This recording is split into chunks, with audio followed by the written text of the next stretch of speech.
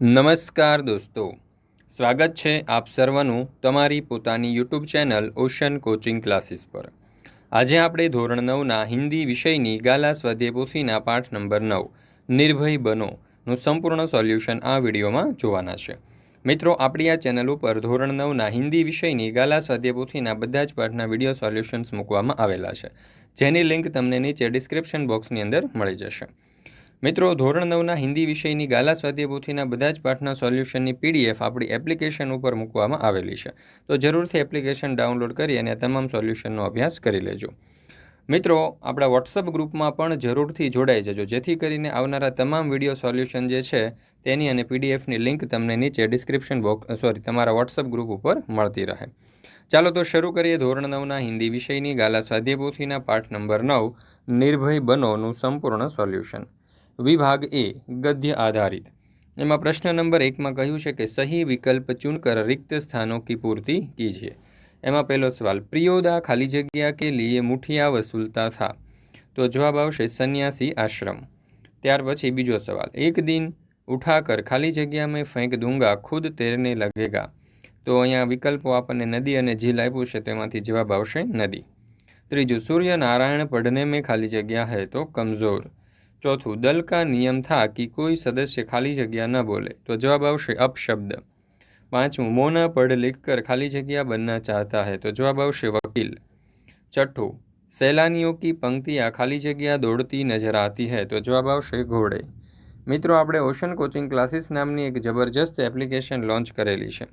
આ એપ્લિકેશન ઉપર તમે ધોરણ 3થી 12ના બધા જ વિષયના તમામ પ્રકારના સોલ્યુશનની પીડીએફ મેળવી શકશો, જેમ કે દરેક પાઠની સમજૂતી, સ્વાધ્યાય, સ્વાધ્યાયન પોથી, ગાલા સ્વાધ્યાય પોથી, પ્રશ્ન બેંક, અસાઇનમેન્ટ, પ્રશ્નપત્ર અને બીજા તમામ પ્રકારના સોલ્યુશનની પીડીએફ અહીંથી તમે મેળવી શકશો। તો જરૂરથી આ તમામ સોલ્યુશનનો અભ્યાસ કરી લેજો। એપ્લિકેશન ડાઉનલોડ કરવા માટેની લિંક તમને નીચે ડિસ્ક્રિપ્શન બોક્સની અંદર મળી જશે। ચાલો તો શરૂ કરીએ આપણે આ જે સ્વાધ્યાય છે સ્વાધ્યાય પોથી તેને આગળ। એમાં બીજો સવાલ, સही वाक्यांश चुनकर निम्नलिखित विधान पूर्ण कीजिए।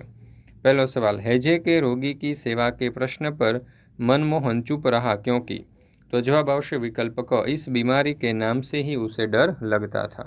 बीजू, इब्राहिम ने यह गलती की थी कि, तो जवाब आवश्य विकल्प, उसने दल के नियम के विरुद्ध अर्दली के लिए साला शब्द का प्रयोग किया था। त्रीजू, प्रियोदा मनमोहन को घर पहुंचाने गए क्योंकि, तो जवाब आवश्य विकल्प व, रास्ते में उसे डर लगता था। प्रश्न नंबर 3, निम्नलिखित प्रश्नों के उत्तर एक एक वाक्य में लिखिए। पहलो सवाल, प्रियोदा के दल के सदस्य शनिवार की शाम को कहाँ पर एकत्र होते थे, तो जवाब आवश्य प्रियोदा के दल के सदस्य शनिवार की शाम को परमान नदी के उस पार बालूचर पर एकत्र होते थे। बीजो सवाल, कालू ने मनमोहन के बारे में प्रियोदा से क्या कहा।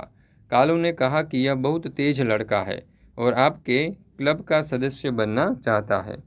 तीजो सवाल, स्कूल की छुट्टी के बाद सभी सदस्य मिलने पर क्या करते हैं। स्कूल की छुट्टी के बाद सभी सदस्य मिलने पर रविवार का प्रोग्राम तय करते हैं। चौथो सवाल, मनमोहन ने प्रियोदा के पहले प्रश्न के उत्तर में किस भारतीय महापुरुष का नाम लिया। उत्तर, मनमोहन ने प्रियोदा के पहले प्रश्न के उत्तर में महात्मा गांधी का नाम लिया। पांचवो सवाल, पक्षी को गोली किसने मारी थी। पक्षी को गोली सब डिप्टी साहब ने मारी थी।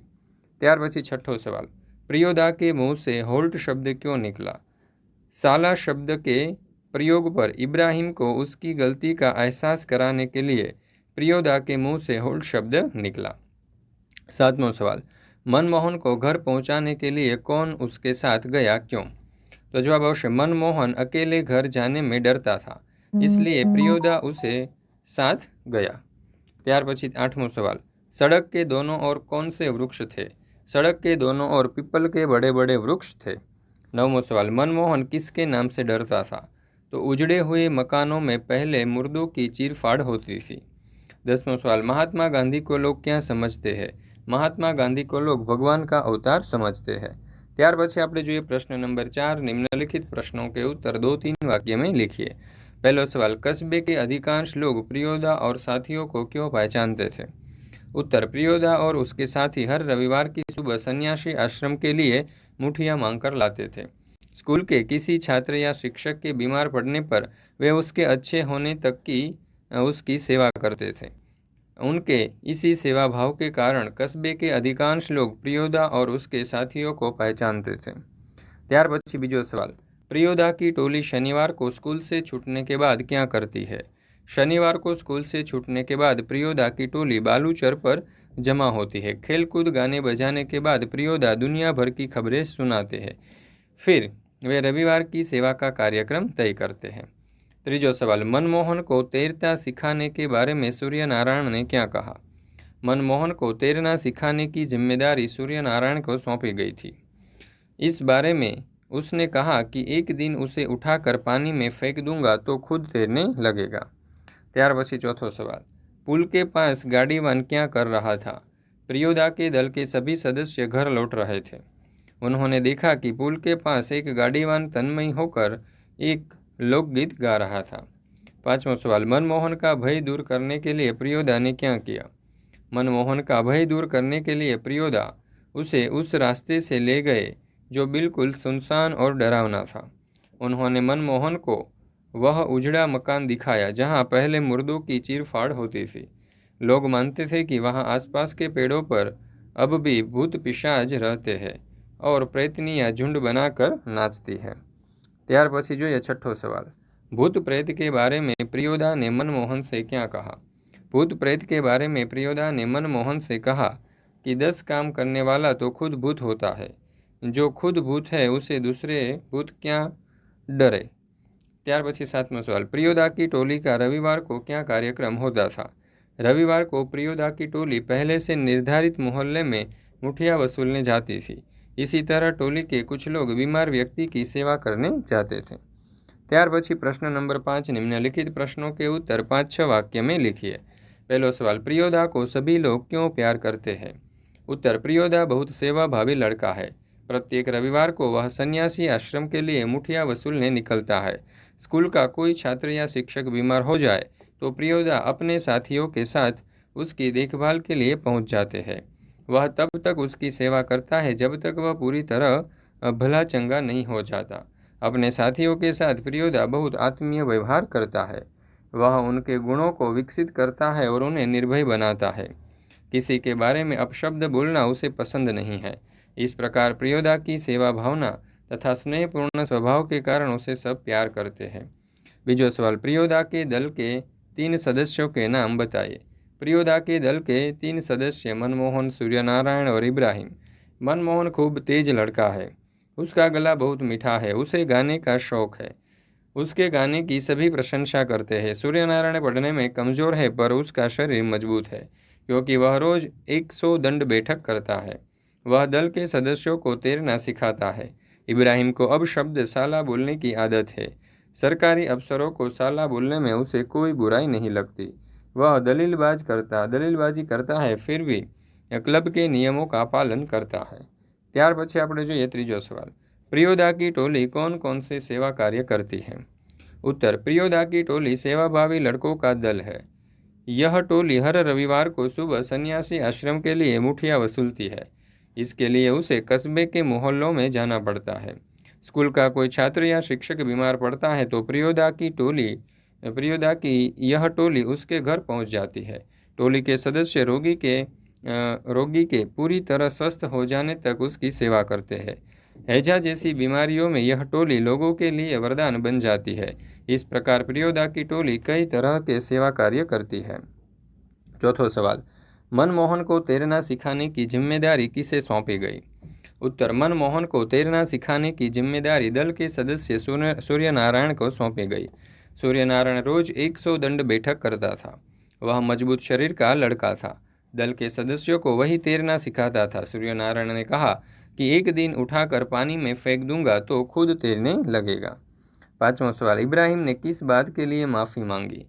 प्रियोदा के दल का नियम था कि कोई सदस्य मुंह से किसी प्रकार का अपशब्द या गाली नहीं निकालेगा। इब्राहिम ने सब डिप्टी साहब के अर्दली के लिए साला अपशब्द बोला था। इस तरह उसने दल के नियम को तोड़ा था। प्रियोदा के होल्ट कहने पर उसे अपनी गलती का एहसास हुआ, इसलिए अपनी गलती के लिए उसने माफ़ी मांगी। ત્યાર પછી छठो सवाल, अब शब्द न बोलने के बारे में क्लब का क्या नियम था? तो प्रियोदा वाणी के शिष्टाचार को महत्व देता था। इसलिए उसने यह नियम बनाया था कि दल का कोई सदस्य किसी प्रकार का अपशब्द या गाली अपने मुंह से नहीं निकालेगा। अपशब्द या गाली देने पर होल्ट बोलकर उसे चेतावनी दी जाती थी। 10 से अधिक बार अपशब्द या गाली मुंह से निकलने पर क्लब के सदस्य उसका साथ छोड़ देते थे। इस प्रकार अपशब्द न बोलने के बारे में क्लब का कठोर नियम था। ત્યાર પછી વિભાગ બી વ્યાકરણ આધારિત। એમાં સર્વપ્રથમ આપણને મુહાવરા આપેલા છે। પહેલું, મુઠિયા વસૂલना यानी किसी अच्छे काम के लिए मुट्ठी मुद्री भर अनाज लोगों से मांगना। वाक्य, देखो मुठिया वसूल कर वह बोरी भर अनाज ले आया। भला चंगा यानी कि स्वस्थ। वाक्य बनशे, वैद्य ने कुछ ही दिनों में रोगी को भला चंगा कर दिया। ત્યાર પછી ત્રીજું, सिर से पैर तक देखना यानी कि भली भांति देखना। वाक्य, इंस्पेक्टर ने अपराधी को सिर से पैर तक देखा और पूछा, क्या नाम है तुम्हारा। महीन बात यानी कि सूक्ष्म बात। वाक्य, बाबू आप हम गांव वालों की महीन बातें नहीं समझ सकते। ત્યાર પછી પ્રશ્ન નંબર 2, નિમ્નલિખિત કહાવતों को अर्थ देकर वाक्य प्रयोग कीजिए। એમાં પહેલું, अंधेर नगरी चौपट राजा टके शेर भाजी टके शेर खाजा। अयोग्य शासक के कारण कुरु प्रशासन। वाक्य, उस कार्यालय का कोई कर्मचारी काम नहीं करता क्योंकि वहाँ का अधिकारी ही भ्रष्ट है। चारों तरफ अंधेरी नगरी चौपट राजा टके शेर भाजी टके शेर खाजा वाली बात है। ત્યાર પછી બીજો સવાલ, मार के पीछे भूत भागे, किसी भी तरह से समस्या का हल करना।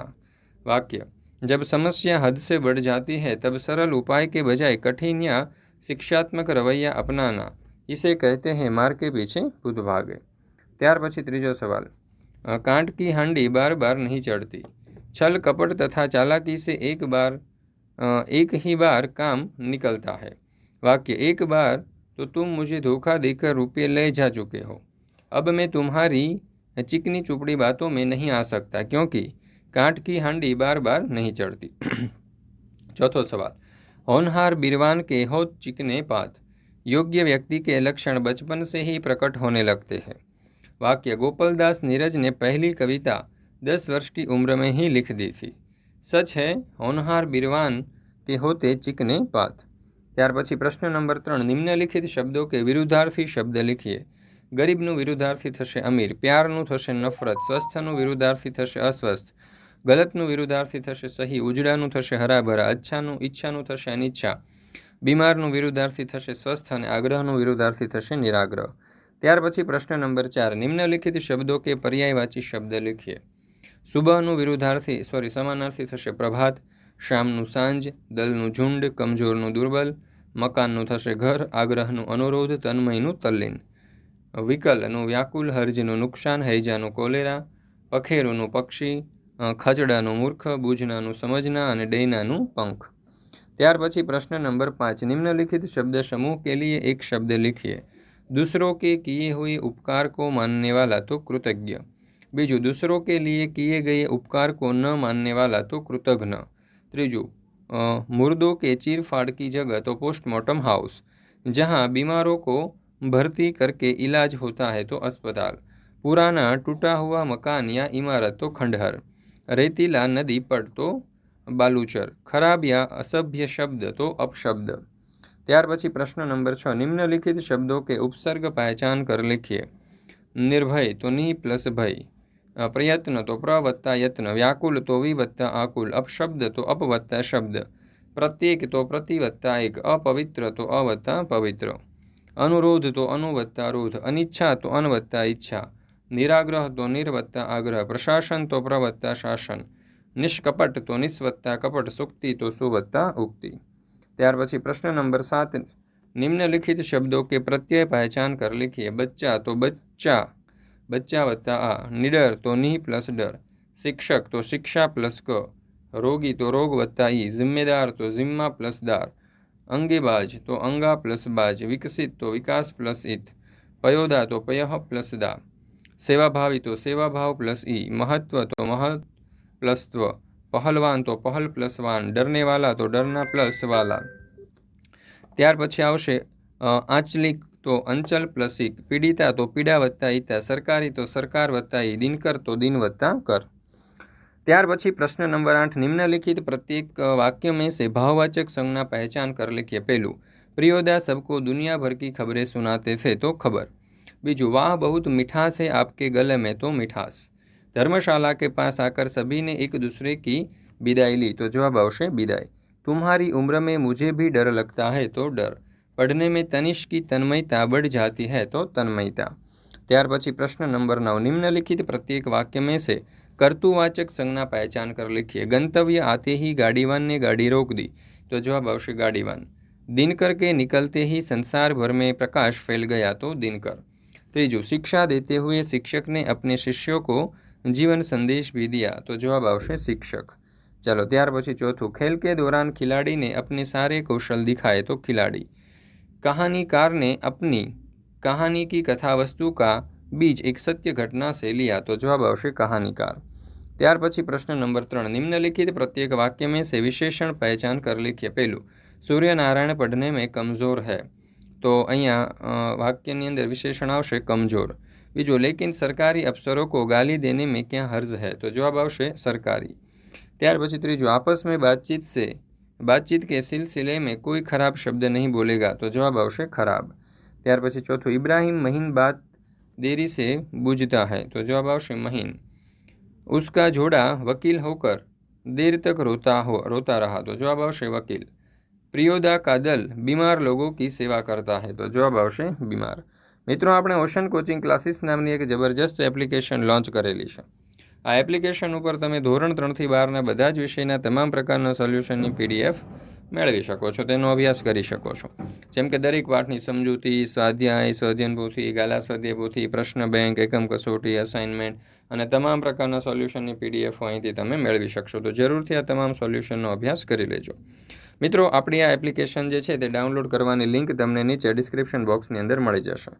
આ વિડીયો તમને પસંદ આવ્યો હોય તો લાઇક કરજો, તમારા મિત્રો સાથે શેર કરજો અને સરસ મજાની કોમેન્ટ આપવાનું ભૂલશો નહીં।